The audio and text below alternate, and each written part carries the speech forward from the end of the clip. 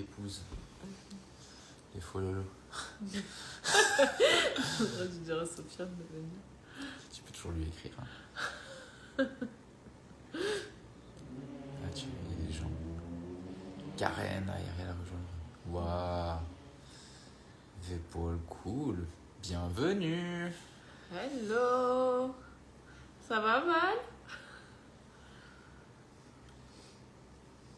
Il y a Yona, elle s'occupe pas de ta fille apparemment. Elle voit tous ceux qui sont en train d'arriver. Ce sera le live dans 2-3 minutes à propos de la compétition, des informations et autres. Ilo, elle est vraiment connectée. Oui, ça va. Ah, Sarah Paul Fan. Coucou Sarah. L'autre Sarah. On a du monde qui se connecte. Si jamais on est sur 2 téléphones en même temps pour le live. Ça, alors on le dit, mais Si je regarde par là, c'est qu'en fait, il y a le téléphone de Sarah. Chez toi, ils ont que la moitié de ma tête. Oui, bah c'est pas... suffisant. Moi aussi, hein. Tu vises mal. Vous remarquerez que moi, j'ai joué le jeu, hein. C'est Noël. Que elle, là, pas. Commence pas. Une déception. Et... On attend que ça se connecte. Hein. On est connecté. Non, on attend que ça se connecte, que les gens se connectent. Un petit peu. Coucou Nat.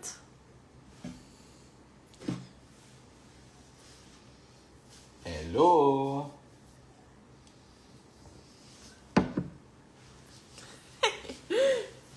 Ah, il y a Nat, effectivement. Oui. Trop de cœur, Nat. Tu vas rendre ton mari jaloux. Fais attention. Salutations s'il est là en train de regarder avec toi. C'est sûr en plus. Il va m'éclater la prochaine fois. On va recentrer ça un peu parce que je trouve... Voilà. Mort de rire. Vraiment, il y a fini.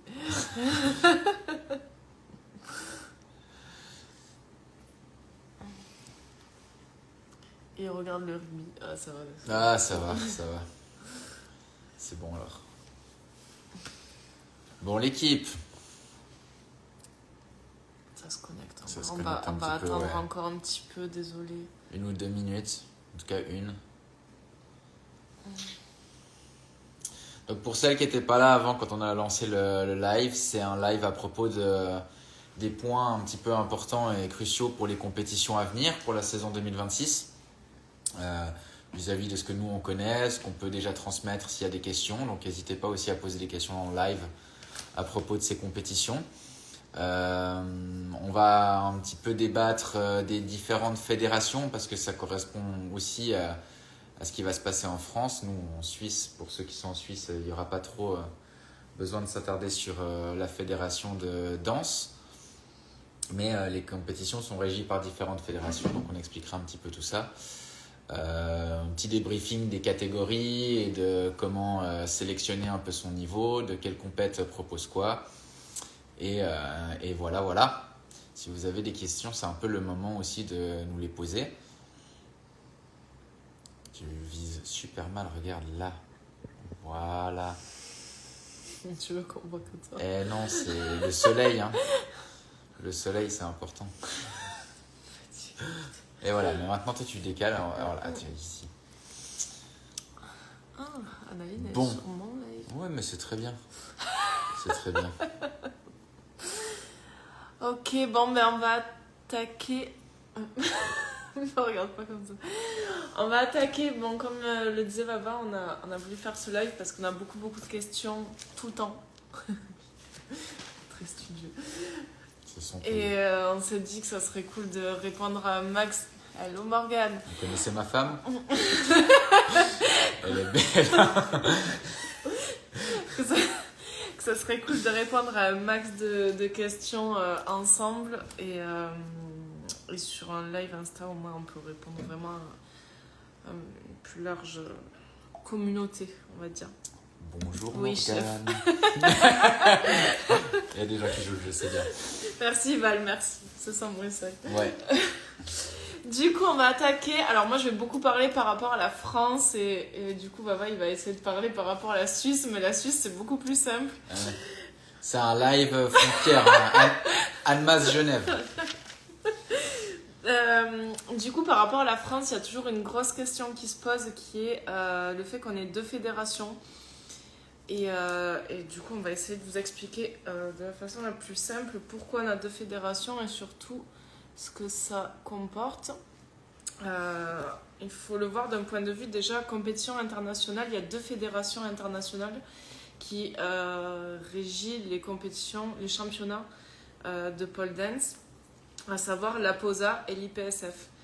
Et en fait, au niveau français, du coup, on a aussi deux fédérations, dont une qui va permettre d'accéder aux compétitions de la POSA et une aux compétitions de l'IPSF.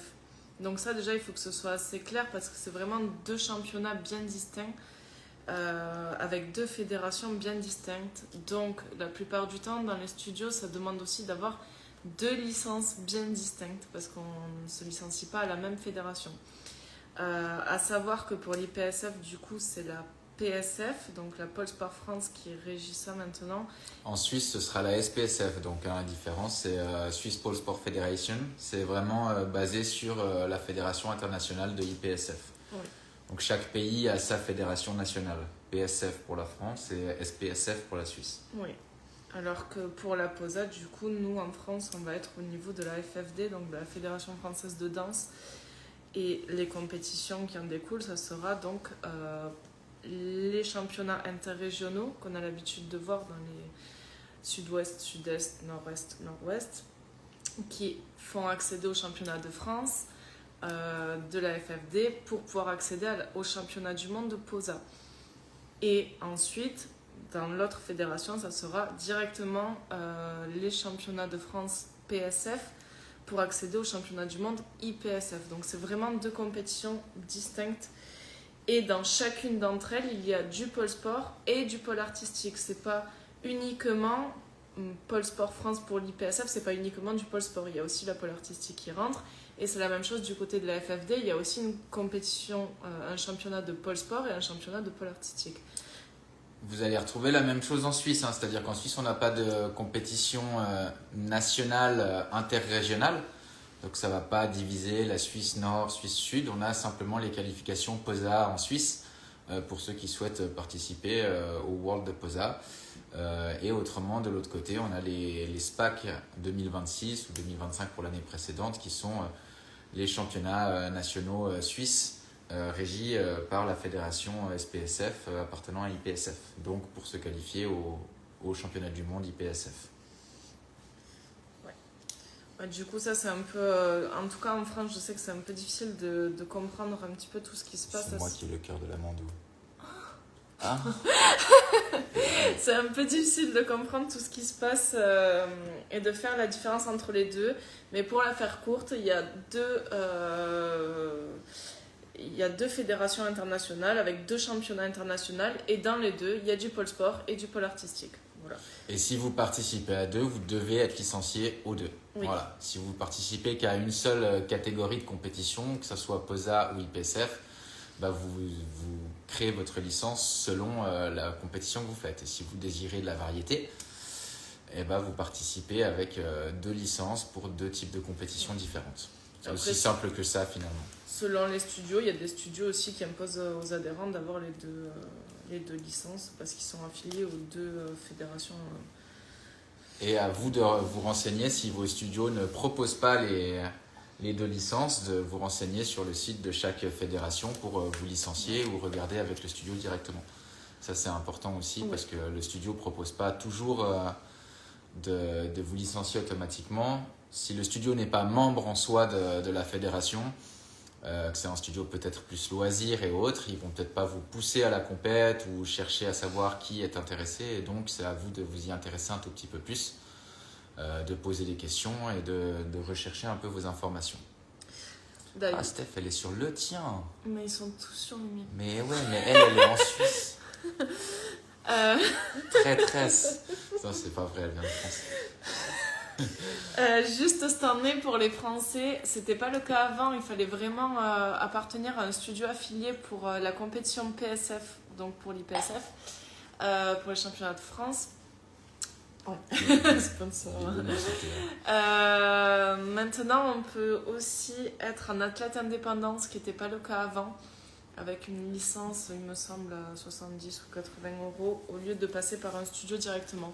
Donc, si vous voulez concourir et que vous n'êtes pas rattaché ou affilié à un studio, vous pouvez complètement prendre la licence d'athlète indépendant, ce qui n'était pas le cas les années précédentes. Ça, c'est pour la PSF.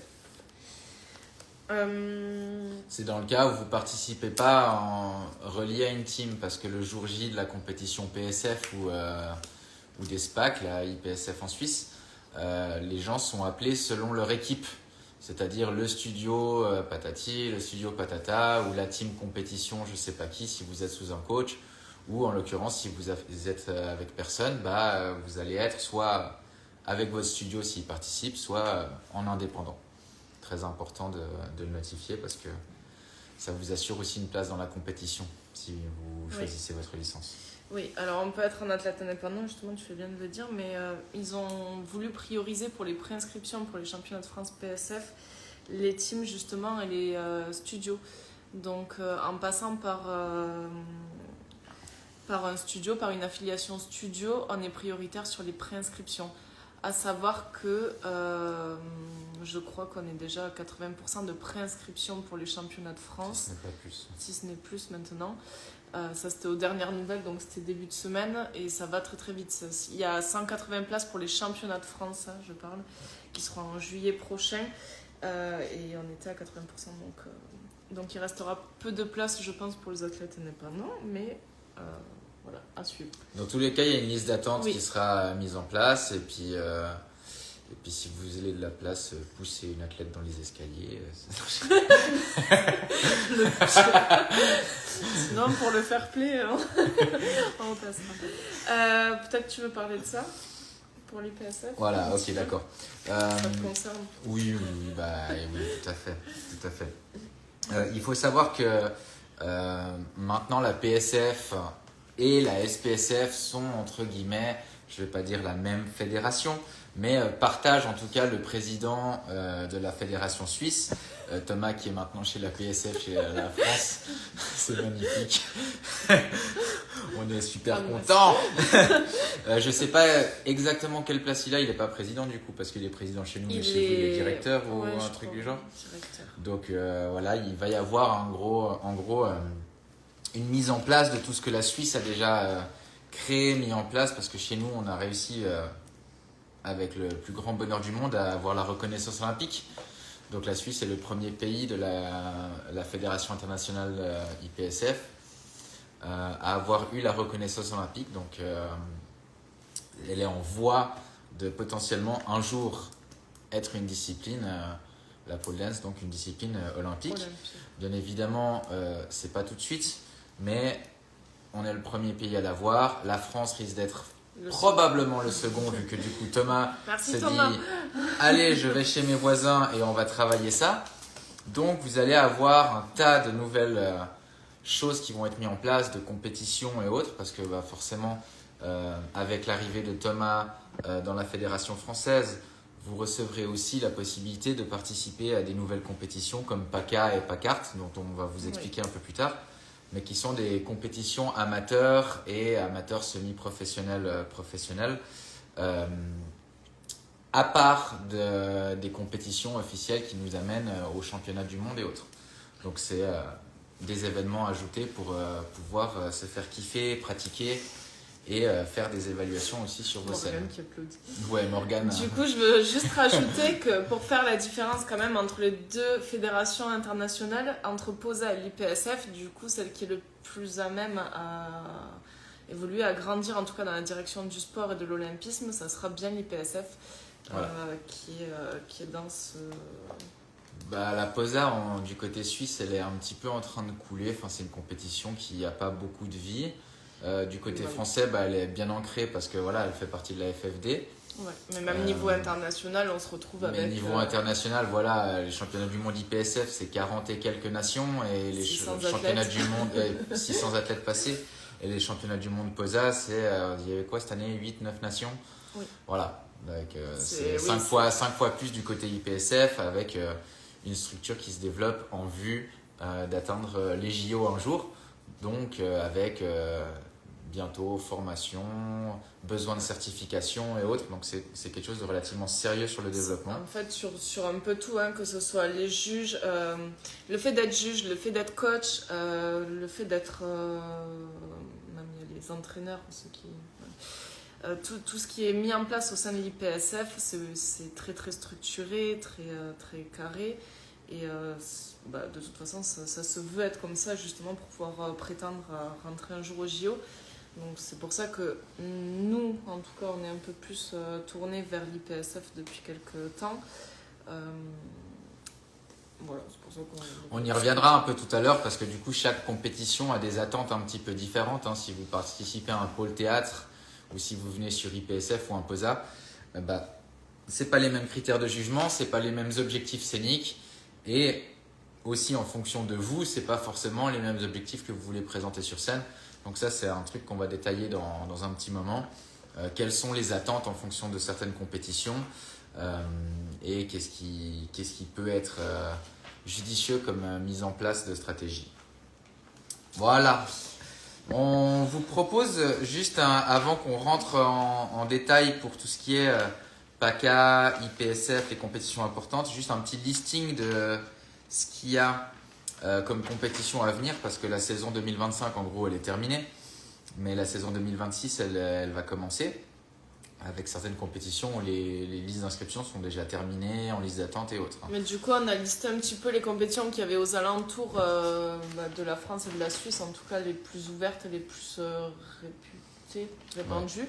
À savoir que toutes celles qu'on cite, en général, elles sont open. Donc, les Suisses peuvent venir en France, les Français en Suisse. Et même dans les autres pays qu'on a cités. On a essayé de faire les plus grosses compétitions. Donc, il y a les pôles art, les PSO, les pôles théâtre. Et ensuite, il y a les championnats, donc, qui sont ceux qu'on a cités avant, PSF, SPSF et les POSA.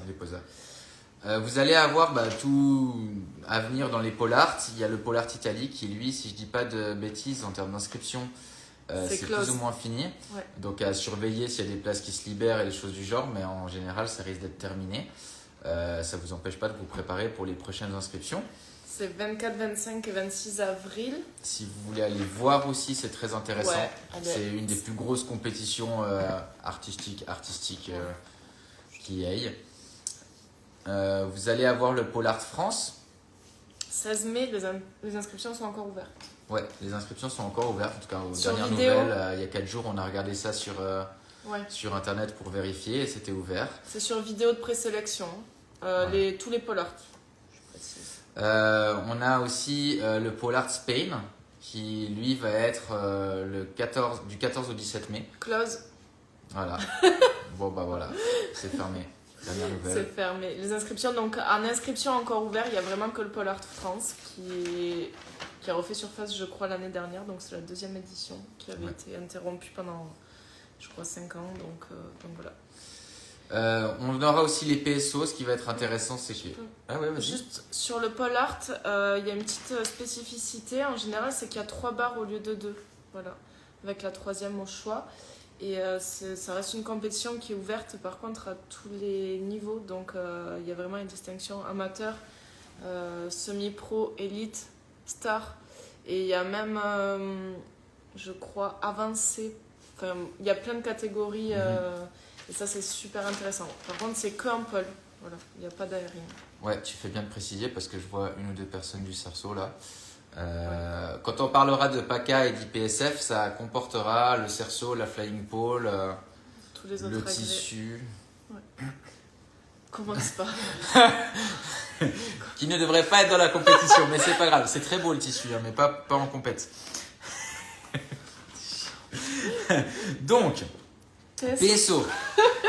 PSO, on va avoir PSO en France et PSO en Suisse, qui sera du coup la même compétition, qui partage les mêmes catégories, juste à des pays différents. Vous allez en retrouver un peu partout, PSO en Amsterdam, PSO France, PSO Suisse, Donc, PSO... ouais. Il y en a beaucoup. Toujours comme pôle, Toujours que avec la pole, effectivement. mais il y a la pôle exotique aussi. Juste. Vous allez avoir le Hills, le pôle sport, donc ils appellent ça en championship, le pôle art, comédie. Donc il y a vraiment différentes catégories en fonction des chorégraphies que vous voulez créer ou que vous avez créées. Parce que des fois on a déjà une chorégraphie préparée, on veut s'inscrire à une compétition. Est-ce que la compétition comporte des sections de participation qui correspondent à la catégorie? Là en l'occurrence PSO a 3-4 catégories qui sont en général ouvertes. Oui. Le low pole flow aussi, etc. Souvent ça dépend du nombre d'inscriptions, mais majoritairement à plusieurs catégories pour les gens qui veulent se la donner et se faire plaisir. Donc on aura PSO France le 27 et 28 juin qui sont sur inscription sur internet. Donc il faut aller voir la plateforme C'est pas encore ouvert, je crois. de Pole Sport Organization qui est du coup à part de IPSF et POSA. Ce qui est chouette, je trouve, pour PSO, c'est les levels. Donc les niveaux, on n'est pas un amateur semi-pro, pro-élite comme d'habitude. Il y a 5 levels. Et ça va être défini en fonction Du niveau de compétence. du niveau de compétence et du coup de ce que vous pourrez exécuter ou non sur scène. Donc je trouve ça assez... Ceux qui veulent une totale liberté, ils vont au niveau 5 et ils assument d'être dans le niveau des élites. Et ceux qui vont dans les niveaux du dessous vont avoir des restrictions sur certaines inversions en fonction du niveau, sur certaines figures, des regrips, des flips, etc. En gros, en dessous du niveau 4, vous êtes sous restriction grande ou moyenne en fonction du niveau. Niveau 1, forcément, vous allez avoir beaucoup de restrictions. Vous ne pouvez pas vous inverser en haut. Niveau 2, vous pouvez vous inverser depuis le sol. Niveau 3, vous avez des inversions avec 3 points de contact au minimum. Niveau 4, vous n'avez plus de restrictions d'inversion, mais des restrictions sur les flips, sur certaines figures, certains acrobatiques. Et niveau 5, et ben là, c'est la fête au slip. Vous faites ce que vous voulez, vous vous envolez. Mais du coup, vous êtes aussi dans une catégorie où le niveau, il est boosté. Les gens, ils sont là pour en découdre. Donc, voilà, c'est intéressant parce que ça propose diverses structures pour que les gens ne se sentent pas à la traîne ou se sentent aussi en sécurité en fonction de contre qui ils seront. Ouais. Que tout le monde soit à peu près à la même, dans la même gamme de figures et de limitations. Et après, il y a plein d'autres compétitions. Il y a quand même PSO Suisse aussi le 31, et le 31 octobre et le 1er novembre. Voilà, c'est dans fin d'année, donc ça vous laisse le temps de préparer. On vous a vraiment recensé large. Les PACA, les championnats nationaux, etc. Et de réutiliser la Corée ou d'en faire une que pour ça. Ouais. Voilà. Ensuite, il y a plein d'autres compétitions.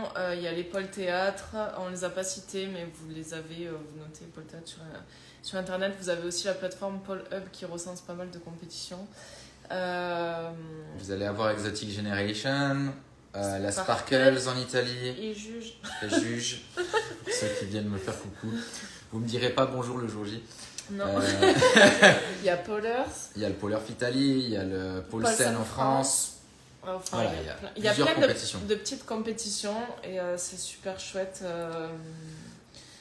À savoir que faire de la scène, quoi. Pôle théâtre, il y en a plusieurs aussi. Si vous regardez, il y a UK, Suisse qui n'aura peut-être pas lieu l'année prochaine, mais il y en a dans Pôle théâtre Hongrie et autres. Exotic Generation, il y en a un peu dans chaque pays maintenant qui commence à se développer.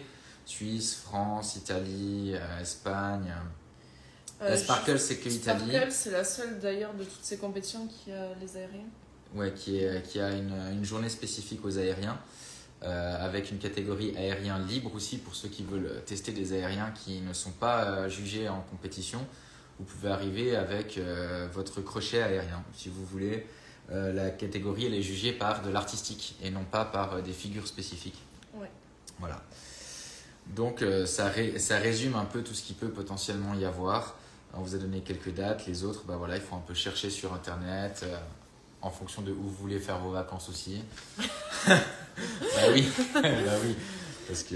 Du coup, je vais juste revenir, ça c'est pour les... C'est bon ? Ouais. Je vais juste revenir du coup sur les championnats. Donc, on a parlé de la POSA, l'IPSF et au niveau français, du coup, des différentes compétitions qu'il y avait. Et il y a souvent la problématique des interrégionaux en France pour les sélections POSA. Les interrégionaux, le gros problème, c'est qu'il n'y a pas de différenciation de niveau. On est tous dans un même panier, que ce soit amateur, semi-pro et pro. Donc, ils ont créé il y a peut-être 4-5 ans, je sais pas, une compétition qui s'appelle Défi Danse, qui est exclusivement pour les amateurs. Et c'est pour un petit peu pallier au fait qu'il n'y ait pas justement une catégorie vraiment amateur sur les interrégionaux. Donc, Défi Danse, elle aura lieu le 6 juin à côté de Grenoble. Donc, ça, c'est hyper intéressant pour les amateurs. Ça, c'est plutôt côté, du coup, POSA, FFD. Et tout ça, c'est une compétition artistique, exclusivement. Et donc, pour les interrégionaux, ils auront lieu... Je les ai notés ou pas? Oui. Non, je les ai pas notés. Je sais pas quand ils auront lieu, en général en avril. Pour le sud-ouest, avril-mai, en général dans ces eaux-là. La finale France, en tout cas, elle aura lieu aussi le 6 juin. Et ça, c'est pour l'artistique POSA. Et pour le sport POSA, ça, c'est la première compétition qui aura lieu 21-22 février 2026. Donc, elle arrive très très tôt. Dans le centre. Je sais pas où exactement. Je sais plus où elle est. Bon, toi, tu sais pas. Moi, je sais pas, c'est côté France.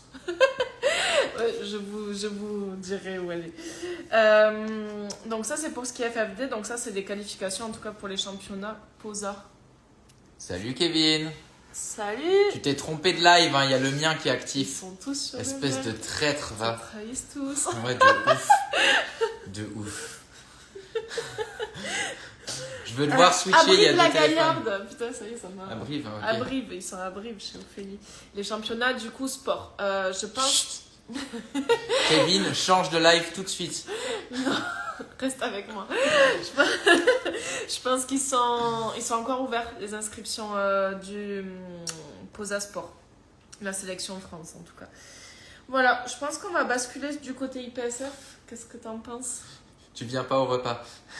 Oui, on va basculer sur IPSF et du coup, je vais prendre un petit peu le relais, même si Sarah va m'accompagner.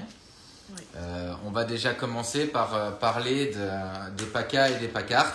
Qui est la nouveauté en France et qui est c'est la là tendance. depuis tout... C'est la tendance. Et qui est là depuis longtemps en Suisse. Mais en France, Suisse, c'est ça doit tout faire nouveau. depuis 2021. J'ai jugé la deuxième édition, donc ça fait déjà au moins 4 ans, je pense, facilement qu'on a ça. Sauf le PACART, qui est une compétition qui a ouvert cette année, que j'ai jugé d'ailleurs aussi. Donc si vous aurez des questions, etc., n'hésitez pas. Voilà, petit débrief, le PACA, Paul and Ariel Championship Amateur. Donc c'est vraiment une compétition qui est dédiée 100% aux amateurs. Il n'y a pas de catégorie semi-professionnelle ni élite. Vous allez avoir une compétition qui va être nivelée de 1 à 4, niveau 1, 2, 3, 4, sur le même concept un peu que PSO. Donc en gros, il manque le niveau 5 qui est une autre compétition. Où là, vous allez avoir des restrictions de niveau. Ce qui est intéressant avec la PACA, vu que c'est une compétition qui est régie par SPSF et PSF, elle est liée à IPSF. C'est en gros une initiation aux championnats nationaux. Vous allez devoir utiliser le code de points qu'il y a à PSF ou au SPAC à SPSF, qui est le même, hein, c'est le code de points international IPSF. Si vous tapez sur internet, vous le trouvez, il fait 180 pages de pur bonheur. Je mets une petite parenthèse pour ceux qui sont vraiment novices dans ça. Le code de points, c'est un livre qui recense beaucoup de figures, d'éléments et de tricks dans chacune des disciplines, en pole, en saxo, en fly. Et en gros, à PACA, on va devoir utiliser ce code de points comme référence, non pas comme règlement, mais juste comme référence pour les figures. C'est-à-dire que vous avez 4 niveaux et la PACA, ce n'est pas une compétition sport ou une compétition artistique, c'est une compétition qui fait les deux en même temps. C'est-à-dire que vous avez le droit aux accessoires, vous devez raconter une histoire, un thème ou avoir quelque chose à amener sur scène. Donc c'est une compétition qui est majoritairement artistique dans son jugement, mais on vous demande en même temps d'annoncer et de fixer quelques figures pour avoir en gros un mix entre du sport et de l'artistique, ce qui vous permet, une fois votre compétition faite, de vous dire « Ah bah moi j'aimais bien le côté gymnique, sportif, où je dois fixer mes figures et pas bouger, et où je dois être très strict. Ou dire, moi je préférais le côté artistique, raconter une histoire, raconter, exprimer des choses. C'est ce que je kiffe quand je bouge, et j'aime pas qu'on me cantonne à ne plus bouger pendant 2 ou 3 secondes et faire une figure stricte sans bouger. Et ça va vous aider à vous situer dans la tranche. Est-ce que je suis plutôt team sport ou team artistique dans les compétitions? Ce qui n'empêche pas de tester les deux et de kiffer après. Mais la PACA va mixer les deux. En niveau 1, vous allez avoir 4 figures obligatoires à annoncer qui seront du coup à choisir dans le code des points IPSF. Vous serez guidé sur où vous avez le droit de les choisir parce qu'il y a beaucoup de figures et en fait on vous cible. En niveau 2, vous allez en avoir 5. En niveau 3, vous allez en avoir 6. Et en niveau 4, vous allez en avoir 7. Sachant qu'à IPSF, on va de 7 à 11 figures en fonction des catégories. Donc c'est beaucoup plus pour le sport avec plein de bonus et de trucs qu'on ne va pas du tout ajouter. À PACA, vous devez simplement dans votre chorégraphie annoncer quelques figures et les tenir. Et ça, c'est un juge qui aura la responsabilité de valider ou pas vos 4 à 7 figures. Basta, c'est fini. C'est juste pour initier un petit peu le sport et faire une tentative de comment ça va être si vous choisissez la catégorie sport. Tu peux ? Ouais. Ce qui est super intéressant avec PACA, en fait, c'est que ça permet aussi de faire ses premiers pas sur scène en amateur sous les exigences de l'IPSF, donc dans quelque chose quand même de très sérieux, très carré, un peu plus souple que les championnats de France, mais sans aussi se mettre la pression et se confronter au fait de oui, je suis au championnat de France, donc je suis aussi avec les semi-pros, avec les élites, même si on n'est pas contre eux, mais c'est dans la même ambiance, et dans le même week-end. Donc ça permet d'avoir vraiment un week-end 100% amateur, un peu plus chill et un peu plus détendu que les championnats de France. C'est quand même une grosse pression, je trouve, de se faire une première scène en se disant oui, j'arrive au championnat de France. Je dis France, championnat suisse. À ne pas oublier que les PACA, comme c'est 100% amateur et c'est pour une expérience, vous allez être jugé par des locaux, des athlètes et artistes qui en général ont un petit background, ont un peu de la bouteille dans le milieu de la compétition et du coup seront appelés à vous donner vos notes, à vous faire des retours sur scène pour comment améliorer votre chorégraphie, etc. Là où dans les compétitions IPSF, les retours, vous voulez. Il n'y en a pas. Et puis vous recevez une note avec un score et si vous voulez un retour, vous payez 300 €. Et sinon, Bruno, vous faites avec Bruno qui est un juge des compétitions qu'on aime beaucoup. Donc voilà. Mais c'est vrai en plus. Mais oui. Mais du coup, dans les PACA, vous allez avoir un retour écrit par des juges sur comment améliorer, des petits points qui seraient intéressants. Pas forcément que comment améliorer, mais ce qui était très bien aussi. Si quelque chose était bien, on va vous le dire. Si quelque chose n'est pas bien, on va vous le dire aussi. Mais c'est pas parce qu'il faut vous écraser, c'est parce qu'il faut le relever et prendre conscience. Des choses que des fois, vous avez aussi conscience. Donc voilà. Disons qu'au championnat suisse et au championnat de France, pas les mêmes, on est jugé par des juges internationaux, des juges qui ont beaucoup d'expérience, qui ont leur certification de juge. Et de suite, c'est pas les mêmes notes, voilà. C'est pas les mêmes critères, etc. Voilà. Forcément, puisque, on le rappelle, les championnats suisses et les championnats de France sont les sélectifs, en tout cas pour les catégories élite en sport et pro en artistique. Ce sont les sélections pour les championnats du monde, donc les exigences elles sont quand même un peu plus élevées. J'ai pas de questions de mon côté. Ouais. Non. Ok, donc PACA, compétition amateur 4 niveaux, artistique avec une petite touche de sport. Le règlement est, si vous allez taper sur internet PACA Lausanne, mais qui du coup est déjà disponible, mais PACA France aussi à mon avis. Je connais pas le site pour la France. C'est le même pour l'instant, okay. On est sur le donc même pour site. l'instant, Suisse et France, c'est le même site. Vous marquez PACA ou PACART, Genève, Lausanne, et vous allez trouver tous les critères d'inscription, le code des points, les descriptifs de ce que vous avez le droit, pas le droit de faire. Je précise que les profs n'ont pas le droit de s'inscrire à PACA amateur, sauf si vous avez moins de 6 mois d'expérience ou que vous n'avez pas fait de compétition dans une catégorie en dessus. Et en général, les profs de niveau avancé, etc., ils ne sont pas dans cette catégorie. Donc, c'est très important de le noter aussi. C'est vraiment pour les nouveaux de la scène, les gens qui ont une expérience à développer, et non pas pour les vétérans de l'enseignement et de la scène. Oui, ça va être pour tous les élèves de studio qui n'ont jamais fait de scène, pour les nouveaux professeurs qui ont peu d'expérience sur la scène. Ou pas. Ou pas, d'ailleurs. Juste du coup, PACA Suisse, ça vient de passer, c'était il y a 15 jours, si je dis pas de bêtises. On y était. C'était cool. C'était cool. Et PACA France, du coup, ça aura lieu le 2 et 3 mai 2026. Les inscriptions sont closes. Liste d'attente. Vous pouvez... Non, mais c'est au moment de l'inscription, Aurélie, donc c'est 6 mois au moment de l'inscription, donc c'est bon. Pour toi, c'est bon. C'est 6 mois au moment de l'inscription. Pour ceux du côté Au France, moment de la compétition. pour ceux du côté France qui vont vouloir vous inscrire, là, les préinscriptions sont entre guillemets finies, si c'est bien ça. Et la liste d'attente va s'ouvrir parce que c'est une compétition qui, du coup, les gens kiffent ça. Pour ceux qui veulent participer en Suisse, parce que les Français, vous n'êtes pas obligé de faire le PACA France. Vous avez le droit de venir en Suisse.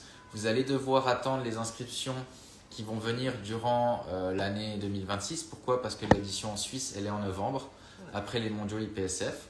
Donc ça vous laisse aussi le temps de vous préparer.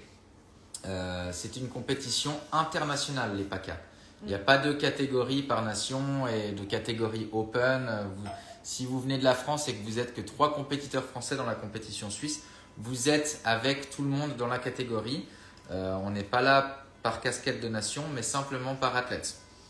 Donc, attention, je connais pas mal d'élèves qui s'inscrivent à PACA France 2 et 3 mai, en amateur, 4, beaucoup, qui se sont aussi inscrits en semi-pro au championnat de France en suivant.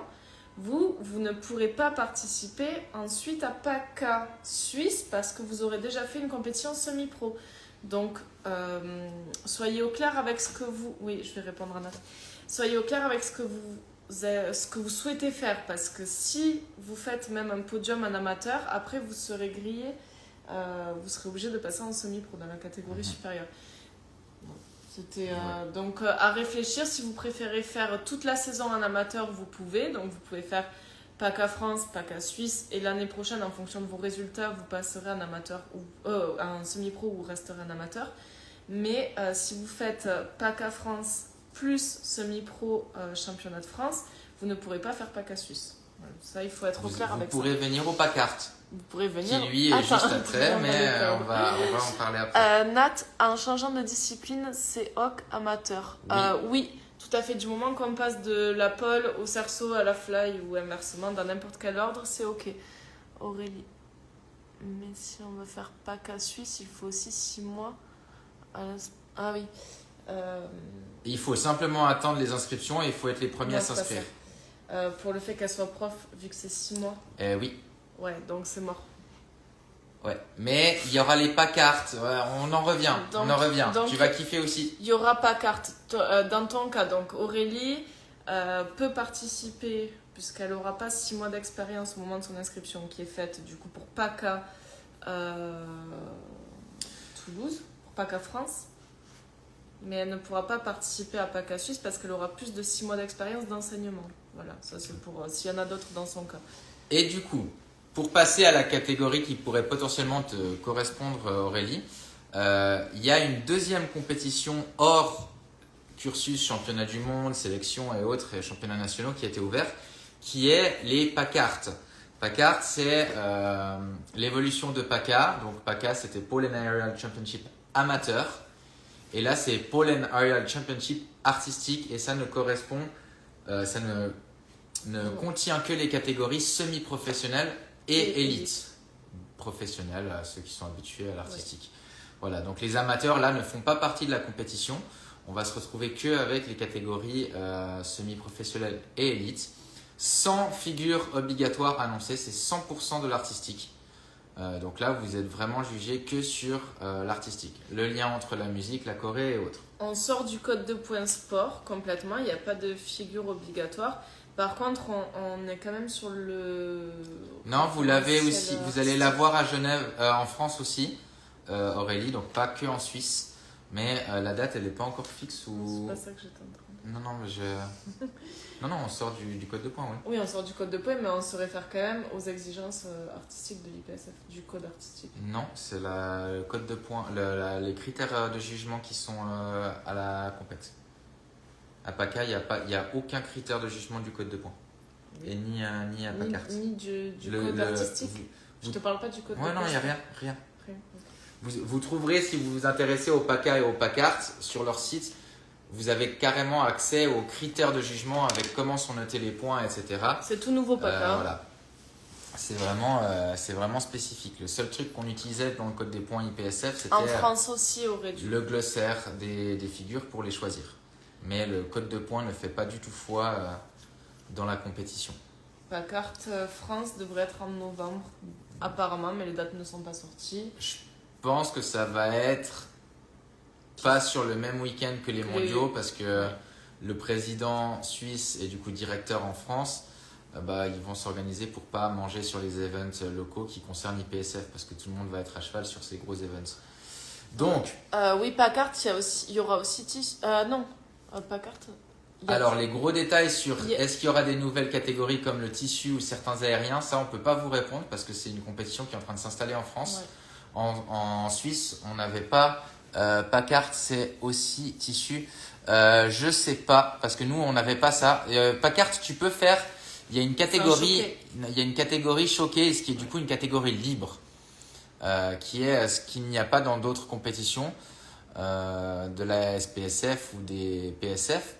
Vous avez à PACART, donc cette compétition semi-professionnelle et amateur, une catégorie et élite, une catégorie showcase, où là vous allez être jugé qu'à 50% par les juges et à 50% par le public, donc c'est un truc un peu plus funny, moins prise de tête, où là vous pouvez venir avec n'importe quel agrès, ou en groupe, ou vraiment comme vous voulez.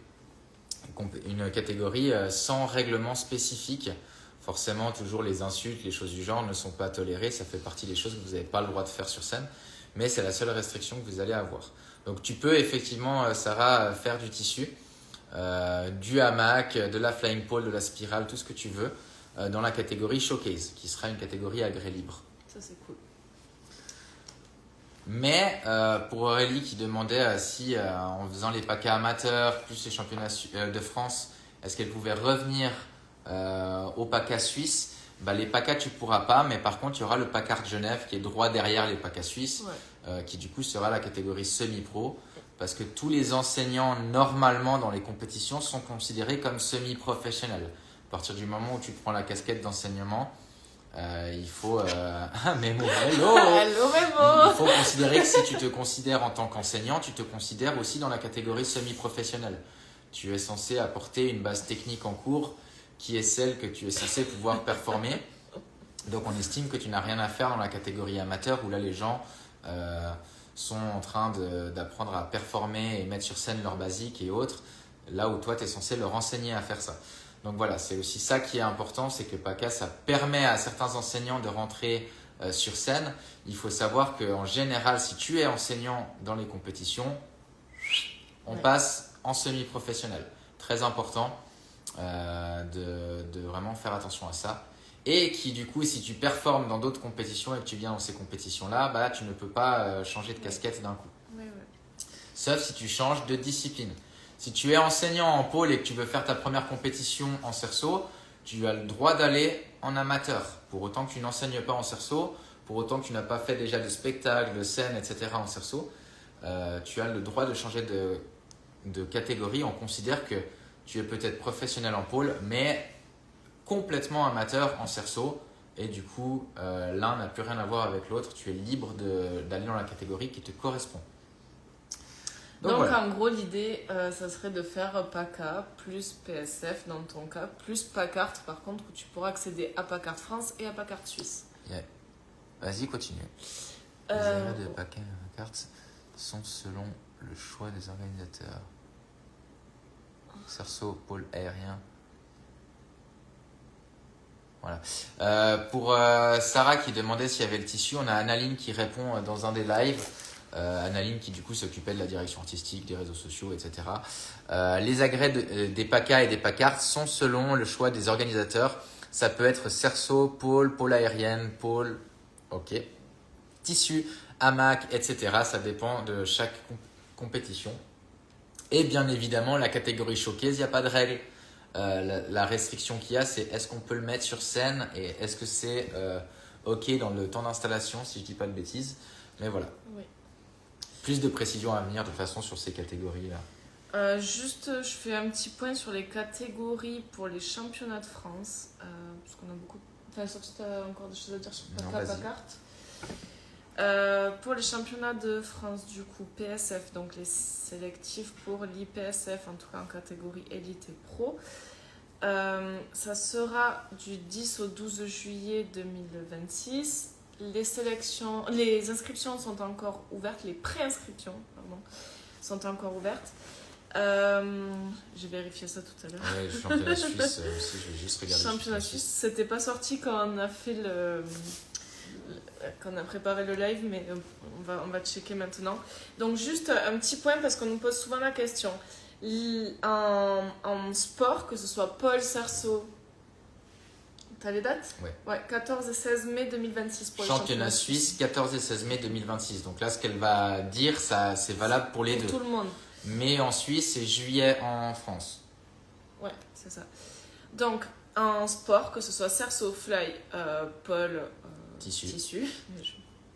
J'ai du mal. Il n'y a pas le sport en tissu encore. Ah bah il n'y a que en artistique. Donc, en sport, élite, c'est la catégorie qui est sélectionnée pour les mondiaux. Ok ? Est-ce que la licence... Ouais, vas-y, continue. C'est l'équivalence en artistique du pro. Donc, élite égale pro. Voilà, ça c'est quelque chose qu'il faut comprendre parce que c'est un peu confus au niveau de l'IPSF. Le pro sport égale le semi-pro artistique. Et ça, ce n'est pas sélectionné pour les championnats du monde. Et l'amateur n'existe plus, en tout cas pour les championnats de France. Il n'y aura pas les amateurs au championnat de France. Que nous, on est censé avoir au championnat suisse. Juste pour la question de Anaïs sur mon live à moi, est-ce que la licence prise pour les PACA Toulouse est valable dans les autres compétitions en France ? Si je ne dis pas de bêtises, mais Sarah elle risque de me corriger et de me frapper si j'en dis, c'est que si tu prends PACA France, c'est du coup la licence qui te permet de participer sous la compétition régie par PSF et du coup elle est valable pour la compétition nationale PSF, les championnats de France IPSF. Donc tu peux avec la licence des PACA participer seulement à une autre compétition qui est la compétition PSF nationale. Qui est régie par la même fédération. Même fédération. Si tu vas à POSA, c'est une autre licence de toute façon. Attention pour les licences, il y a eu du changement en France du coup cette année. Jusqu'à présent, on payait, si je ne dis pas de bêtises, dans les 30-35 € de licence à SPTT, qui était la licence Pôle Sport France, voilà, qui nous référençait au niveau côté IPSF. Cette année, ça a changé et on paye 30 à 35 € de licence à SPTT pour la PSF, ça c'est la même chose. Et on doit aussi payer 40 € de licence athlète. Ça, c'est nos 2 licences obligatoires, donc ça fait un total de 75 €. Maintenant, à chaque fois qu'on va s'inscrire à une... 75. 75 pour la traduction en Suisse. Non, parce que les Français, c'est un débat, mais ça, ce sera sur un autre live. Parce que ça, on n'est pas sorti de l'auberge. Voilà, je sais plus où j'en suis. Et par contre, l'inscription à chaque compétition et à chaque participation de compétition, c'est 35 €. Donc c'est là où on s'y retrouve. Merci Roby. T'as vu, il est beau, hein. Elle a pas joué le jeu non, parce qu'elle était censée avoir un sapin tu ou me des cornes. Je parle de trucs sérieux là. Donc quand on fait plusieurs catégories, c'est hyper intéressant parce que du coup on va payer que 35 € par inscription. Or avant on payait 75 € par inscription. Voilà, donc là on va payer 35 € de licence, plus 40 € de licence athlète et après 35 € par inscription. Donc finalement on paye moins cher quand on s'inscrit dans plusieurs catégories. Voilà, ça c'était la petite parenthèse. Mais du coup, ça vous fait bizarre et j'ai eu beaucoup de questions dernièrement vis-à-vis de ça. Oui, il y a 2 licences à prendre. la licence ASPTT-PSF, plus la licence athlète annuelle. Voilà. En Suisse, vous avez pareil, hein, dans les studios, normalement en Suisse, vous n'allez pas vous occuper de la licence pratiquant parce qu'en s'inscrivant dans un studio, les frais d'inscription comporteront la licence de membre pratiquant dans le pays. Par contre, si vous voulez participer à une compétition, vous allez aussi avoir une licence d'athlète à payer. Ça, c'est pour chaque athlète, ce qui comprendra l'inscription de votre catégorie au championnat suisse pour ceux qui participeront. Du coup, je réponds à la question de Nat. Oui, Marseille et PACA Toulouse, ça sera les deux mêmes licences. Donc, tes licences 35 ASPTT plus 40 € de licence athlète, elle est valable toute l'année sur PACA, les championnats de France et PACART. Avec la licence PSF ou SPSF, vous avez 3 compétitions par année. Pour deux compétitions pour les amateurs et 2 compétitions pour les semi-pros. Sauf si on Les PACA et les PSF et les PSF et les PACART. Ça dépendra de où vous êtes dans les catégories. Voilà. Et ensuite, vous payez que votre inscription à la compétition. 35 à chaque participation. Du coup, juste petit brief sur c'est quoi le pôle sport, c'est quoi le pôle art. Je crois qu'on va finir avec ça. Ouais. Et avec ça juste après. Oui. Vas-y, pôle art, c'est toi. Pôle art. Pôle art, ok. Déjà, il faut savoir que... On dit pôle, mais c'est aussi Surso et Fly. Nous, on va exclusivement parler là des compétitions IPSF parce que c'est là où on performe, on coach le plus et surtout là où on est aussi inscrit. Donc voilà, on participe. Et je pense que c'est aussi les compétitions qui sont le plus en voie de développement et donc où on a le plus de demandes de coaching, d'athlètes et autres. Le pôle artistique... contrairement au pôle sport, vous n'allez avoir aucune figure à annoncer. C'est une catégorie qui est entre guillemets libre d'action. Vous pouvez performer plus ou moins ce que vous voulez en style de danse, en expression du mouvement et autres. Donc vous allez être sur une catégorie où la musique, l'ambiance, l'énergie que vous mettez est très importante. Vous avez le droit à faire de l'improvisation. S'il y a un problème, les juges ne vont pas pouvoir savoir entre guillemets quel était le move à faire. Donc il n'y a pas de figure à donner, de chorégraphie à présenter en amont pour que les juges soient prêts à vous recevoir sur scène. Vous allez avoir le droit aux accessoires, avoir le droit aux paroles dans votre chorégraphie. Et donc, merci. Et donc, être plus libre de vous exprimer aussi que dans la catégorie de pôle sport. Et Sarah vous l'expliquera bien évidemment. Mais c'est une catégorie qui est libre d'interprétation. L'idée, c'est d'avoir une telling story cohérente entre ce que tu annonces quand même, parce qu'on doit écrire un petit texte. Tu vas avoir un texte qui décrit ton histoire ou ta chorégraphie, genre, je sais pas, moi j'avais fait sur le café du matin. Donc voilà, what else?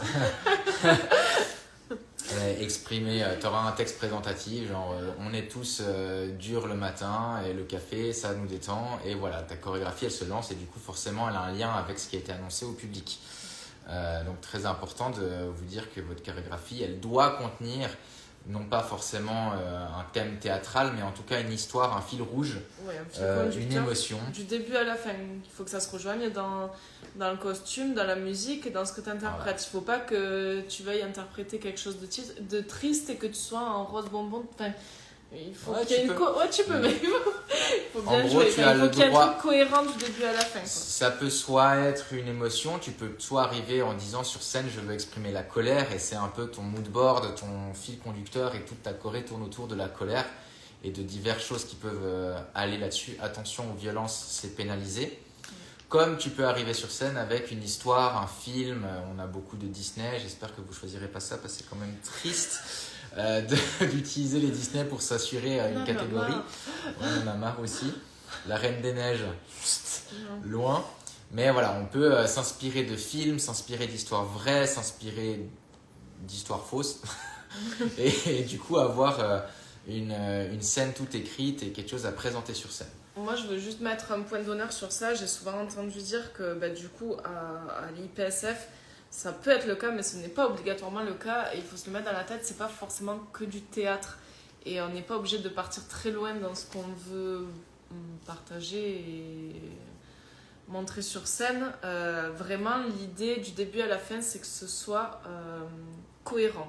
Pour moi, c'est vraiment le point d'honneur à mettre plutôt que de se dire non, c'est que du théâtre, c'est que ci, c'est que ça. On en a eu l'exemple cette année avec les gens qui ont été qualifiés au championnat du monde, en tout cas pour les athlètes français, et même au championnat du monde.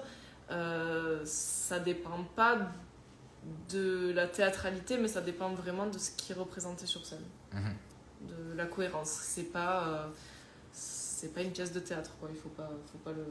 Non. Tu peux aller chercher loin dans le théâtre, mais c'est pas une exigence. Voilà, c'est ça qu'il faut se mettre à la tête. Voilà. Pôle sport. Pôle sport. Pôle sport, c'est la base. Du coup, le pôle sport, on va être confronté au code de points dont on a parlé tout à l'heure. On doit sélectionner plusieurs éléments et le nombre d'éléments varie en fonction de notre catégorie. On doit sélectionner des éléments, que ce soit en pole, en cerceau ou en fly, qu'on va devoir annoncer un mois environ à l'avance avec une fiche de points. On va devoir dire dans quel ordre on les présente et on va devoir les présenter sur scène dans cet ordre-là, sinon quoi, on va prendre des pénalités. Et ces figures-là, il va falloir les tenir 2 secondes révolues dans les critères d'exigence qui sont annoncés dans le code de points. Donc à partir du moment où on se décide de partir en pôle sport, on dort avec notre code de points à côté, sur la table de chevet. Ça devient notre bible, notre moteur. Et voilà, donc en gros, pour la faire courte, les exigences qu'il y a en pôle sport, elles vont être très gymniques. On va vouloir quelque chose de très structuré, très carré, très propre. On veut que les lignes soient de telle et telle manière, que les choses elles soient tenues de telle et telle manière, que l'angle il soit parfaitement parallèle au sol. La Bible. Voilà. J'ai arrêté de compter. Oui, moi aussi. Donc voilà, on se rend compte juste quand on fait du pôle sport qu'on n'avait pas l'habitude de faire un grand écart vraiment à 180 degrés et 180. Ah putain, ouais. Je sais pas si t'as quelque chose d'autre à en dire. En gros, les exigences sport vont être structurées de manière à ce que ça soit lisible. Un écart, il est plat s'il est demandé plat ou il a l'angle qui a été demandé. Quand vous allez faire une planche, elle sera parallèle au sol avec un degré de tolérance pour certaines catégories. Mais voilà, une figure, elle sera validée parce qu'elle correspond à ce qui est écrit noir sur blanc sur la feuille, c'est-à-dire le bras ici, il est tendu, la planche, elle est plate et tu ne bouges pas pendant 3 secondes. Si tu ne réponds pas aux critères de la figure annoncée, même si tu sais la faire et on sait que tu sais la faire, si tu n'as pas répondu à ces critères dans la chorégraphie que tu es en train de faire, elle ne sera pas validée. Et pourtant, peut-être que tu l'as réussi, mais tu as décidé de cligner des yeux au mauvais moment, de ne pas être à plat quand il fallait être à plat, et elle ne sera pas validée. Ça ne veut pas forcément dire que tu as raté un élément dans ta chorégraphie en termes de j'ai fait un fail, je suis tombé ou je ne sais pas quoi. Tes points ne seront pas forcément distribués. C'est comme en gym. En gros, c'est qui a la plus belle planche parmi les planches qui reçoit le plus de points. Pour les vieux, on a une petite tolérance. Oui, 22. Ouais, l'âge. Je conseille juste vraiment de se faire accompagner pour le pôle sport parce que c'est tellement exigeant que ça peut être des fois très difficile à accepter Le pôle sport, c'est en général une claque. Ouais, voilà, on se prend des claques en pôle sport parce qu'on a l'impression de ne plus savoir rien faire. C'est possible qu'on ait des notes très très basses. Donc il faut se mettre dans la tête qu'il est possible qu'on ait une note très basse. Et puis ça, en fait, quand on ouvre le code de points, on voit un jade, une figure, un écart. Et on se dit, c'est très bien, je sais le faire, le jade. Et en fait, il va pas être validé sur scène. Pourquoi ? Parce que non, il tient pas les 3 secondes comme exigé. L'angle, il n'est pas parfaitement plat. Et où les points de contact, il n'y avait pas l'accroche de l'aisselle alors que l'angle était parfaitement plat. Et tu vas pas spécialement comprendre pourquoi. Donc c'est hyper important, à mon sens, de se faire accompagner sur du pôle sport. Même sur du pole art. Voilà, Mais... exactement. Dans le sens où si vous commencez la compète, que vous n'êtes pas forcément danseur ou gymnaste ou autre, même si vous l'êtes en plus d'ailleurs, le suivi il est important, ou en tout cas le regard extérieur. Attention, le regard extérieur il est différent quand vous êtes suivi que quand vous demandez simplement à des gens. C'est très important de le préciser parce que quand vous allez être suivi, le but de la personne qui vous suit c'est de faire pause sur la vidéo et de vous dire regarde là t'as pas fait comme il faut. C'est pas de te dire oui c'est bien. Pourquoi ? Parce qu'en te disant oui c'est bien on t'aide pas. Si on te dit oui c'est bien, le jour J sur scène les juges eux ils vont te dire non c'est pas bien. Et voilà, ça représente juste ça. Les gens que tu payes pour te suivre, ils se doivent de te dire quand tu montes ton pied derrière il est pas pointé. Et chaque fois que tu fais une montée à la barre avec le pied derrière pas pointé, c'est moins 0,1 chaque fois. Donc, si on ne te le dit pas, par pied. Donc, une inversion peut t'amener à une montée plus une inversion qui t'a valu 0,2 de pénalité par pied, enfin pour chaque pied, et 0,2 par genou qui n'était pas bien tendu. Enfin bref, si tu n'as pas quelqu'un pour t'aider à te rendre compte que t'es pas au bout de tes lignes. Je sais que des fois en pôlant, on fait des cours, on s'entraîne beaucoup, on est content du résultat, mais c'est à quelqu'un souvent d'extérieur ou à vous de vous taper dessus en regardant la vidéo, mais c'est à quelqu'un de venir vous dire bah c'est bien, sauf que là, à ce moment-là, tu as pris une pénalité. Et c'est la réalité, c'est pas pour embêter, c'est pas pour dénigrer, c'est au contraire pour une prise de conscience. Le fait est que c'est pas grave dans ces premières scènes, etc., d'avoir ce genre de soucis. Vous allez les avoir. Nous, on les a toujours aussi. Ça évolue avec le temps. C'est pas toujours facile d'être propre ou d'avoir des lignes qui sont parfaites. Quand on fait 4 minutes de choré avec des exigences d'explosivité, on doit tenir des X, des flags, des planches, des drapeaux, faire des grands écarts parfaits avec un angle à 180 degrés. Merci. Donc en artistique, c'est important d'être suivi parce qu'il y a des gens qui vont pouvoir vous dire ça c'est déjà vu ou ça c'est peut-être déjà vu, mais il y a moyen de le faire d'une nouvelle manière qui serait très intéressante. Il y a aussi cette importance d'avoir ce regard pour dire bah ça plaît pas forcément, ça peut être intéressant, ça on sait que ça touche aux gens, ça oui, cette musique surtout pas, ce costume non, parce que c'est important d'avoir un regard externe vis-à-vis de ça. Comme au sport, les athlètes ils ont déjà beaucoup à penser sur leur performance. Si en plus ils doivent connaître sur le bout des doigts tous les critères qui font qu'une figure elle est valide dès le début, c'est très compliqué. Donc se faire suivre pour ça c'est très important. Puis c'est hyper difficile de construire une choré, de savoir ce qu'on attend de nous. Par exemple, en pole art, une problématique qu'on retrouve très très souvent, c'est la course au tricks. Vraiment, la seule chose souvent qu'on a de nos élèves, c'est je veux passer ça, mais non. Voilà. Non, passe ce que tu maîtrises et en artistique, il faut vraiment aller chercher pour le poste, de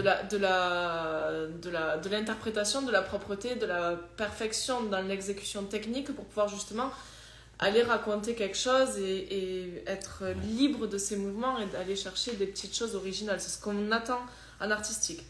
Si vraiment ce qui t'intéresse c'est d'aller passer ton meilleur fungi parce que tu viens de l'apprendre et que tu veux le foutre sur scène, on comprend, va en pôle sport. Alors, si c'est la course au tricks, on va en pôle sport pendant plusieurs temps et puis après tu t'éclateras beaucoup plus en artistique dans quelques scènes. Alors on avait 2 questions dans mon live. Oui. Solène qui demandait s'il y avait des degrés de marge pour les écarts et planches. La traître, ouais, elle est chez moi. Et en catégorie amateur et pour les masters, si je dis pas de bêtises. Et para. Et les parapôles, mais ça te concerne pas. Ah bon? Tu regarderas avec elle. En gros, vous avez un 20% de tolérance dans les planches en termes d'angle. Oui. Et par contre, les écarts, non, il n'y a pas de tolérance. C'est écrit 160 degrés, tu fais ton 160 degrés. Là, c'est 160 degrés ou plus. En gros, c'est au-delà de 160 degrés. Pas tout le temps, attention. Des fois, on ne demande qu'à avoir un écart à 180. Si tu as un oversplit, il n'est pas valide. Et il ne faut pas le tricher maintenant. C'est le 160 degrés t'autorise à faire plus. C'est juste parce que tu n'avais pas le droit d'annoncer une figure plus difficile. Alors que le 180 degrés, lui, il est demandé à être plat si tu fais moins. Il n'est pas valide. Si tu fais plus, il n'est pas valide. Tous les super souples, les super souples, tous les super souples qui envoient un Marchenko, un Rainbow Marchenko, donc needle scale sur la barre avec un oversplit de contorsionniste, bah c'est super joli, c'est bien, vous êtes super souple, mais en fait, il vous était demandé à plat. Vous aurez Donc, juste il une faut le belle photo, contrôler. quoi. Voilà, exactement. Il ne sera pas valide, alors qu'en fait, tu as travaillé pour avoir 5 blocs oversplit et faire ton truc, bah non, il doit être plat, donc moins souple que ce que tu aurais prévu de le faire. Ouais. Et pour répondre à la question du coup qui suivait, pour le pôle sport, est-ce qu'il faut quand même une histoire où l'enchaînement des figures suffit? Eh bien, vous avez la catégorie de jugement dans le pôle sport qui correspond à l'art and choréo. Vous avez 20 points à aller gratter, c'est énorme, sachant que le maximum que vous pouvez avoir en termes de points sur les figures annoncées, c'est 11 points, un truc du genre. Oui. Et que élite. Ouais, en élite. Et que les figures, tout ce qui est bonus technique, le maximum, ça doit être une quinzaine de points. Bonus technique en bonus 15 technique. et bonus généraux 25. Voilà. Donc en fait, la catégorie art and choréo peut vous rattraper des figures ratées, des points que vous n'avez pas reçus, parce qu'elle a une énorme valeur. Le problème, c'est que c'est très difficile de développer l'art and choréo si vous bourrinez de bonus techniques votre chorégraphie. Donc il y a un choix, un juste milieu à faire, et forcément, si vous avez une histoire à raconter, quelque chose du genre, ça aide. Je prends un exemple que j'aime pas trop, mais on a beaucoup de super-héros, de Wonder Woman, de Wolverine. Pourquoi? Parce que c'est quelque chose où tu n'as pas forcément besoin d'accessoires. Le costume peut facilement parler de vous-même, la musique aussi. Donc ça peut être intéressant. Je prends un exemple de Lucia et sa partenaire Diana qui avait fait du cerceau en duo en sport, qui avait fait un arbre. Donc une avait un costume marron avec des racines et l'autre avait un costume vert avec des feuilles et blanc. Donc quand elles étaient l'une en dessus de l'autre sur le cerceau, on avait un magnifique arbre, même dans les shapes, etc. C'était très joli à voir. Et bah, leur thème reposait autour de ça, en tout cas de mon interprétation personnelle. Après, ça pouvait être la nature, ça pouvait être plein de choses. Donc il y a tout un travail artistique qui doit théoriquement être fait en sport, j'ai envie de dire. Après, quand c'est vos premières compétitions, tout couvrir, c'est difficile. Un costume, ça coûte cher. Un coach, ça coûte cher. On va pas se mentir, c'est un investissement. C'est important de ne pas mentir là-dessus. Ça ne veut pas dire que vous le voyez toutes les semaines, mais c'est un petit investissement quand même pour avoir du travail de qualité. Et votre temps, c'est un énorme investissement aussi. Donc, si vous vous éparpillez sur un tas de choses, des fois, c'est difficile. C'est clair qu'en catégorie élite, tous ces facteurs-là vont être décisifs parce que ça fait vraiment la différence entre la première place et peut-être la 10e ou la dernière. Enfin, c'est vraiment ça qui va mettre les gens sur des piédestals en plus de la technique. Alors que dans les catégories amateurs, bah pareil, ça va être ça qui va vous différencier si vous répondez à tous les critères. Mais on est sur quelque chose où les gens découvrent, expérimentent, refont une scène, développent. On n'est pas sur des élites qui jouent une sélection au championnat du monde, mais on est plutôt sur des gens qui font petit à petit leur parcours. Et du coup, ça va de soi de faire une choré peut-être une année qui était moins artistique, mais qui est plus basée sur le développement technique, parce qu'il faut progresser de ce côté-là, ou une année où la technique, on en a fait assez, elle est bien, on développe plutôt l'artistique.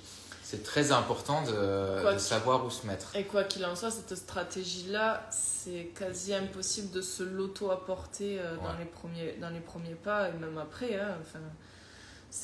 Il y a tellement de critères en pôle sport et c'est tellement stratégique que c'est très difficile d'avoir un avis sur soi-même qui est objectif et constructif, en tout cas pour la compétition.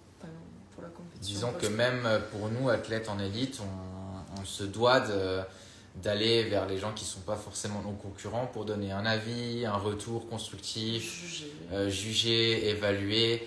Donc c'est très important, mais ça on va en revenir aussi. Oui. On va en revenir. Et je pense qu'on va passer à la dernière partie du live avant qu'on vous laisse parce que ça fait déjà au moins 1 heure. Ouais, ça fait 1 heure. Désolée. Non, pas désolé, il y a beaucoup à dire. C'est important, les quelques personnes qui sont restées, je pense que ça les intéresse. Nous, on est coach, en tout cas nationaux, avec la certification qui a été faite ou pas. En l'occurrence, moi, je ne l'ai pas fait cette année, même si je le suis des années précédentes. Mais du coup, je vais la faire l'année à venir. Nous sommes, Sarah et moi, coach et athlète. Elle, chaque année, elle est coach national et international. Ouais. Et moi, cette année à venir, je vais être coach national et international de toutes les divisions possibles aussi. Cerceau, Discipline, flying pole, discipline, cerceau, flying pole, pole, pas le tissu, désolé. Donc voilà, on va faire les formations pour ça aussi, parce que l'accompagnement des athlètes, c'est important. On va même pousser À la formation juge, à la formation quand juge. on aura les détails, pour avoir un suivi un peu maximal au niveau des athlètes. À savoir que, hormis le fait d'être coach, nous sommes athlètes aussi. Sarah, Et qui juge. est multiple championne de France avec plusieurs participations au championnat du monde, IPSF Lui, et on le autres. présente plus. Moi, j'ai gagné les championnats du monde en 2023 en 24. Désolé. C'est écrit derrière, c'est écrit quoi? Ouais, 24. Ouais, 2024. Voilà. Donc voilà, j'ai gagné la première place en pôle artistique dans la catégorie senior homme Championnat du monde. au championnat du monde. Cette année, malheureusement pas, c'est la vie, mais c'était cool aussi. Et on est là, Mélodie qui est dans mon live pourra attester aussi de nos coachings, qui a gagné avec moi 2 années d'affilée en cerceau, une fois en sport et une fois en artistique. Et ce qu'on aimerait vous proposer, c'est courant février, si je dis pas de bêtises, hein. Non, Janvier. Début janvier. Courant janvier, donc le 4 janvier, on va faire un séminaire pour les gens qui se préparent à la compétition. Attention, séminaire qui lui sera structuré sur environ 2 heures dans le but d'aider les gens à se préparer pour la compétition, de répondre à un tas de questions, d'amener une structure aussi sur quels sont les points importants quand on veut se préparer à une compétition, comment est-ce qu'on va travailler avec son coach, comment est-ce qu'on peut mettre des choses en place quand on n'est pas avec le coach aussi. Comment s'entraîner pour pas se blesser, comment se conditionner, parce qu'il y a la préparation physique et la prépa mentale, il y a beaucoup de choses à prendre en compte. On va parler autant du côté sport que du côté artistique et ça va être un gros séminaire. Ça va être un séminaire vraiment sur la prépa complète. Global, on va tout vous donner. Qui n'empêche pas d'être suivi par des coachs, hein. Ce séminaire ne remplace pas le suivi que vous allez avoir, que ce soit les athlètes que nous suivons nous ou si vous êtes suivi par quelqu'un d'autre. Ça va être complémentaire à votre préparation. C'est un séminaire qui se fera sur inscription et où vous repartirez avec des documents annexes vous permettant de vous inspirer pour la danse contemporaine, des petites choses que nous on va préparer pour que les gens après ils aient une marche à suivre. Une petite boîte à outils dans laquelle voilà, un piocher toolkit, des choses. des choses qui peuvent vous aider à vous développer déjà tout seul. Parce que quoi qu'il en soit aussi, il faut se le dire, quand on est accompagné par un coach, il y a quand même une part de travail individuel qui est indéniable. Surtout une part de Il travail y a, individuel. en fait, le coach va venir pousser dans ce que vous voulez soit interpréter en artistique, soit faire en pôle sport. Et on va juste aider et accompagner et agrémenter, on va dire, votre... Se préparer à une compète, c'est en tout cas une centaine d'heures de prépa, d'entraînement. À savoir qu'un coach, vous le voyez pour ceux qui sont de manière hebdomadaire, 1 heure, 1 heure et demie par semaine. Ou plus si vous avez beaucoup d'argent. Mais non, mais c'est vrai, parce qu'il y a un moment, voir Oui, c'est sûr. le coach 2 fois par semaine, en Suisse, ça coûte cher, en France aussi. C'est un sacré budget mensuel si tu as un abonnement dans une école et autres. Donc, c'est sûr que le plus gros du travail, il se fait par voilà. vous. Le coach, c'est 1 heure, 1 heure et demie par semaine et le reste du temps, c'est vous. Alors, vous pouvez envoyer un message, une vidéo, avoir un retour de votre coach, mais le gros de la préparation, il relève de votre travail à vous. C'est pour ça qu'on va vous préparer aussi de quoi, si les gens ne savent pas comment danser, comment créer, nous, on va faire une récolte de données existentielles déjà. Ce n'est pas un tuto qui sera fait par nous, mais des choses que même nous, on utilise pour s'inspirer, que ça vous aide plutôt que vous ayez des heures et des heures de recherche à faire, que vous ayez déjà une zone directionnelle. En fait, on veut vous éviter de, on veut vous éviter de travailler dans le vide pendant des mois parce que ça arrive longtemps. Ça m'est même arrivé très personnellement il n'y a pas longtemps pour une de mes prépas. Donc c'est quelque chose qui est embêtant, on va dire pour parler bien, de travailler pendant des mois mais pas spécialement dans le bon sens. Et ça, c'est dans ton live. Hein. Tu me coûtes cher, Vava, mais tu le vaux largement. Oh, c'est mince. Ça va ramener des Français de mon côté. Putain. Bon, voilà. En tout cas, ce séminaire, il aura lieu. Alors, on aurait aimé pouvoir le faire plus tard, mais étant donné la rapidité à laquelle Des événements. arrivent les événements 2026, on vous le propose le 4 janvier. Nous, on ne sera pas en France à ce moment-là. Mais... Nous, on sera à Montréal le 4 janvier. Ce sera le 4 janvier, donc un dimanche aux alentours. On avait marqué là 16h. Entre 16h et 18h. Ça se fait sur inscription. Vous pouvez nous contacter du coup par DM sur les comptes Instagram. Le prix vous sera transféré. Les conditions de participation, ce qu'il y aura après en retour, le lien et autres, tout sera par DM une fois les inscriptions faites. Ce sera du coup un débrief sur la préparation avec coach, la préparation sans coach, les règlements et du coup en fonction de où vous êtes inscrit, parce que ça va être très personnel à chacun, qu'est-ce qu'on peut vous apporter, comment ça fonctionne. Normalement, vous allez recevoir en PDF, en dossier aussi, les règlements de chaque compète, avec comme ça vous n'avez pas besoin de les chercher vous. On passera quand même un tout petit moment sur le code de points. Voilà. On le survolera parce que ceux que ça intéresse pas, on va pas y passer les 2 heures. Mais on passera les grandes lignes quand même du code de points. Exactement. Et en gros, on va vous préparer comment l'utiliser et du coup une marche à suivre, un template un peu de comment se préparer, soit pour sa première compétition, soit pour une nouvelle compétition, parce que vous avez déjà fait, mais ça ne s'est pas bien passé, ou vous voudriez faire mieux, ou vous voulez avoir un avis externe.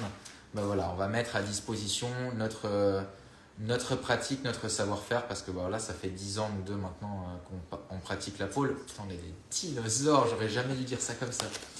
Et c'est avec plaisir qu'on met ça en place. C'est notre travail. Et voilà, donc les élèves qui sont coachés par nous, vous serez les bienvenus. Ceux qui désirent avoir un retour ou autre, vous êtes les bienvenus aussi. Au plaisir de vous rencontrer. Et voilà. Moi, je vais répondre du coup, je pense qu'on y a répondu, mais aux questions qu'on avait eues dans les stories, il y en avait une, c'était niveau minimum pour s'inscrire en amateur. Amateur. Du coup, le niveau minimum, amateur 1, il n'y a même pas d'inversion, il me semble. Non. Donc, amateur, donc du débutant en studio, débutant en studio, ça équivaut à de l'amateur 1 à PACA. Les articulations, ça va, c'est toujours solide, Kevin. T'inquiète pas. Le bâtard. Non mais toi, je vais te noyer dans la fondue au repas. Oui, donc vraiment, tout est bienvenu sur PACA, amateur 1, débutant studio, c'est ok. Ouais. Donc vraiment niveau débutant, maintenant grâce à PACA, on peut. Exactement. Voilà. Au championnat suisse et français de PSF ou dans d'autres compétitions, le niveau amateur a déjà une pratique avancée. Oui. C'est-à-dire que le niveau amateur ne veut pas dire que tu es débutant, il veut dire que tu es débutant de la scène. Tu es en catégorie amateur de compétition. Oui. Donc tu as une condition physique déjà bien normée, bien établie. Tes inversions sont censées être solides. Tes basiques aussi.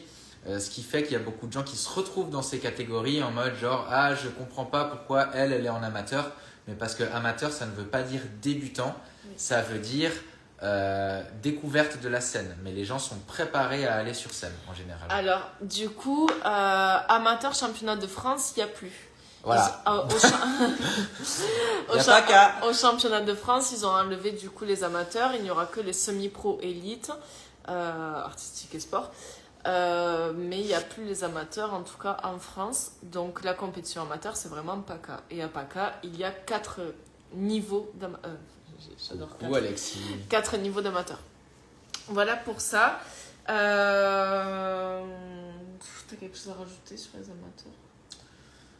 Non. Mais du coup, PACA, c'est du vrai amateur. Et ça change parce que c'est vrai qu'on a eu souvent ce retour-là. D'élèves de se dire waouh, mais le niveau amateur en compétition il est déjà hyper élevé, ça correspondait au niveau interavancé des studios et il l'est, c'est normal. Mais du coup grâce à PACA ça laisse l'opportunité en tout cas à des débutants inter qui ont envie d'essayer la scène, de se faire plaisir sur scène, en tout cas de commencer leur apprentissage sur scène en même temps de leur évolution dans la pole parce que c'est vraiment 2 apprentissages différents. Vous sortez du cercle de compétition où derrière il y a des sélections. Ouais, Clem. Oui, désolé, c'est réglé. En tout cas, pour le pôle Sport France, oui, il n'y aura plus amateur. Ouais. Et ensuite, j'avais une deuxième question. Prof, quelle catégorie pour les compètes? Alors, on a répondu, les profs qui veulent aller à PACA en amateur, c'est seulement si vous avez moins de 6 mois de pratique, pas de podium dans les catégories qui s'avèrent être celles dans lesquelles vous allez être. Et voilà, à partir du moment où vous dépassez ce temps d'enseignement, ou que vous êtes en vrai prof d'avancée, etc., vous allez au PACART, Genève pour ceux qui viennent en Suisse, ou oui. français, Oui. ou alors en catégorie semi-pro à la ouais. PSF ou à la SPAC. Voilà. Donc les profs, assumez la casquette d'enseignant si ça fait un moment que vous êtes là et lancez-vous. Ah, j'ai moins de 6 mois allez, tais-toi. Elle me fatigue, c'est Solène. Non, mais la claque, Soso. Mais déjà, elle switch de live, elle me fait rire. Ouais. Elle est suisse. Et Soso, tu sais quoi On va te mettre dans une catégorie où tu n'as pas le droit de t'inverser amateur 1. Allez, oui, attention quand même, on le rappelle, mais pour les PACA, il y a quand même des restrictions. Donc c'est bien de se dire, je fais PACA et je me mets pas la pression pour pas me confronter à une telle ou une telle. Mais attention aux restrictions parce que il y a des mouvements qui sont interdits et, ouais. selon le niveau que vous choisissez. Et attention à votre entourage. Si vous vous inscrivez dans une catégorie qui n'est pas la vôtre, alors de 1 c'est votre responsabilité, mais de 2 les gens ont aussi le droit de dire non. On n'est pas d'accord qu'une prof, une prof vienne dans la catégorie où elle ne devrait pas l'être parce que vous dites ouais ça fait 6 mois et 2 semaines ou je ne sais pas quoi. Si votre niveau de pratique il n'est pas adapté à la catégorie dans laquelle vous êtes, les juges sont en droit d'estimer que vous n'étiez pas dans la bonne catégorie, ce qui pourrait valoir une disqualification ou des grosses pénalités.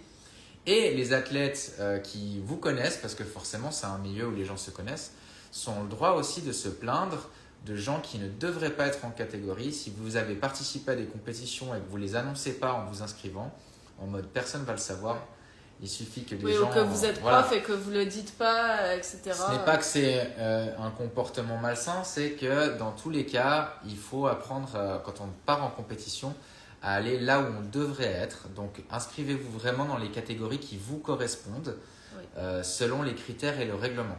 Très important parce que ça peut créer, dans chaque année, dans chaque sport, ça crée des problèmes. En vrai, ce n'est pas un problème. Voilà. J'ai une question. Si tu donnes des cours bénévolement dans une association, est-ce que tu es compté comme professeur? Oui. Oui. Dans le règlement, c'est écrit du coup qu'on part du principe avec ou sans rémunération. Si tu enseignes, tu es considéré comme enseignant.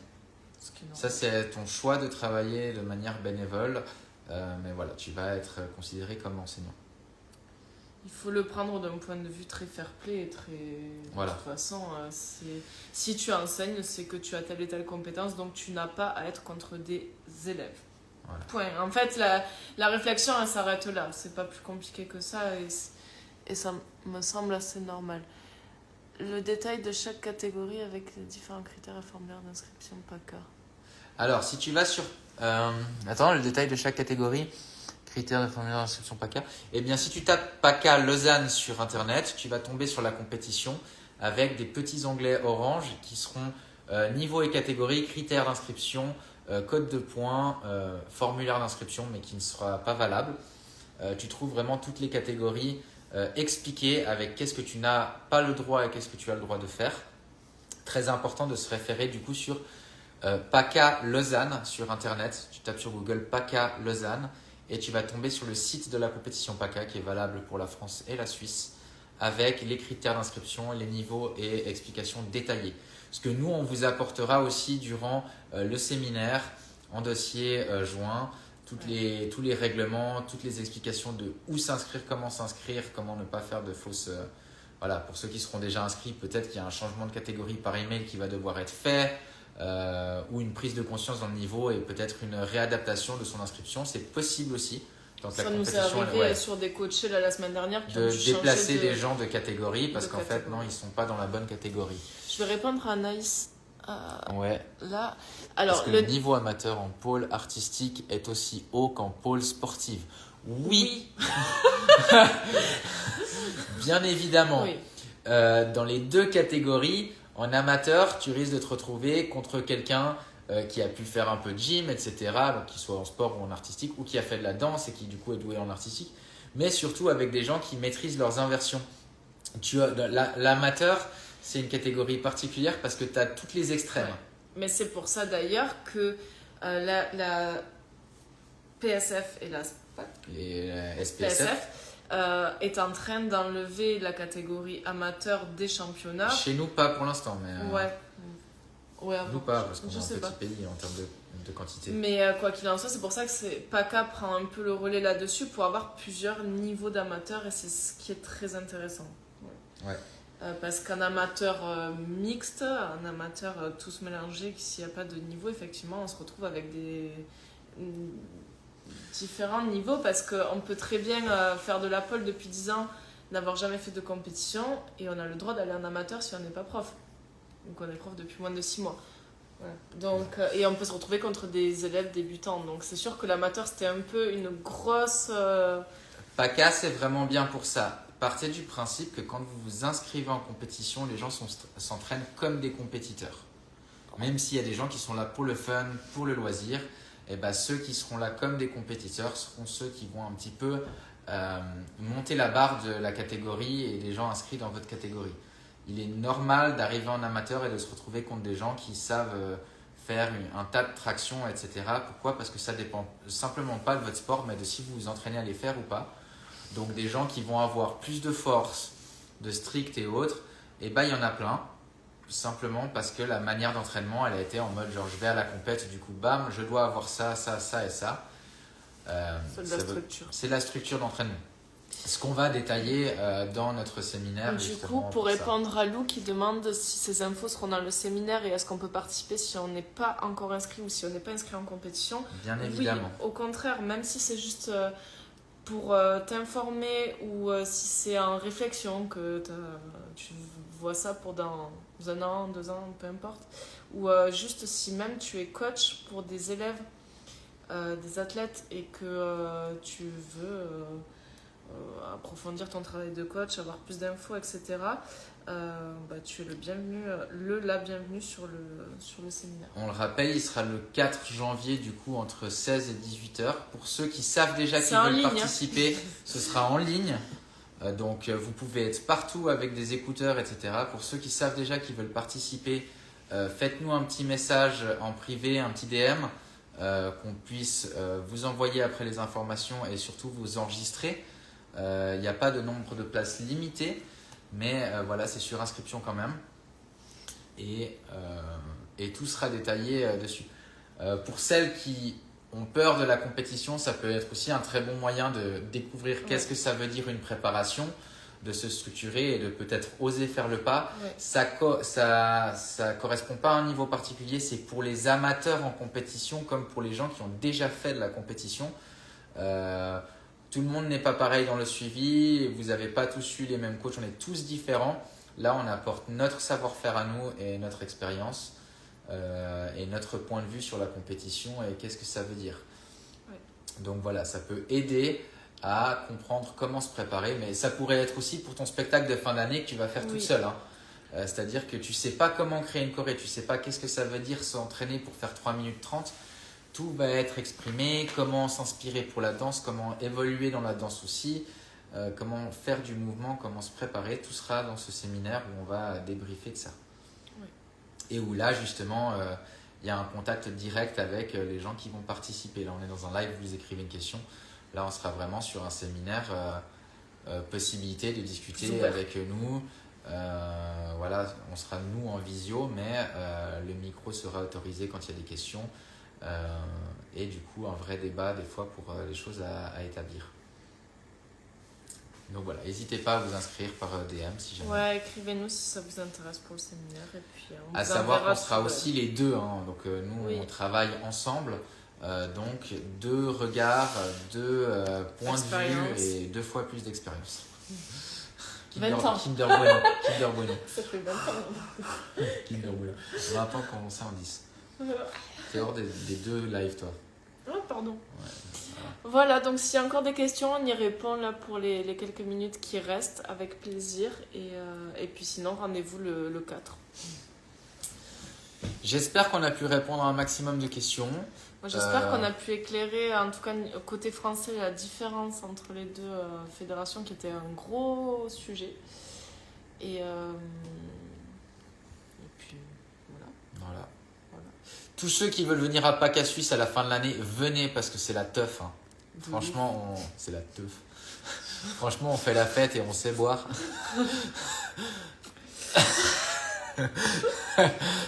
Et puis voilà.